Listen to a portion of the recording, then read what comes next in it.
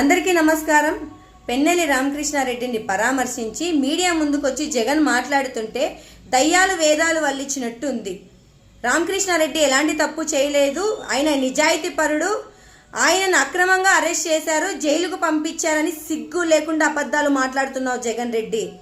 ఈ 5 సంవత్సరాలు మీరు చేసిన అరాచకాలకి, అక్రమాలకి, భూ కబ్జాలకి, మీ రౌడీయిజానికి ప్రజల తీర్పు 11 సీట్లనిచ్చి పక్కన కూర్చోబెట్టారు. కనీసం ఇప్పుడైనా బుద్ధి మార్చుకోండి. ఇలాంటి ధోరణితో పోతే రాబోయే రోజుల్లో వైసీపీ పార్టీ ఉండేది అని చెప్పుకునే పరిస్థితికి మీరు దిగజారిపోతారు. ఈరోజు ప్రజాస్వామ్యంలో ప్రజలు తమ ఓటు హక్కును స్వేచ్ఛగా వినియోగించుకునే ఈవీఎం మిషన్ను పగలగొట్టడం తప్పు కాదా జగన్ రెడ్డి? చిన్న పిల్లవాడిని అడిగినా కూడా అది తప్పు అని చెప్తాడు. 5 సంవత్సరాలు ముఖ్యమంత్రిగా ఉన్నావు, రాజ్యాంగం అంటే కనీస గౌరవం లేదు నీకు కానీ నీ నాయకులకు కానీ.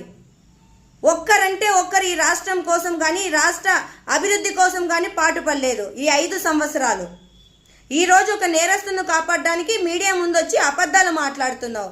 పద్ధతి మార్చుకో జగన్ రెడ్డి, లేకపోతే ప్రజలు తరిమి కొడతాడు ఈ రాష్ట్రం నుంచి నిన్ను.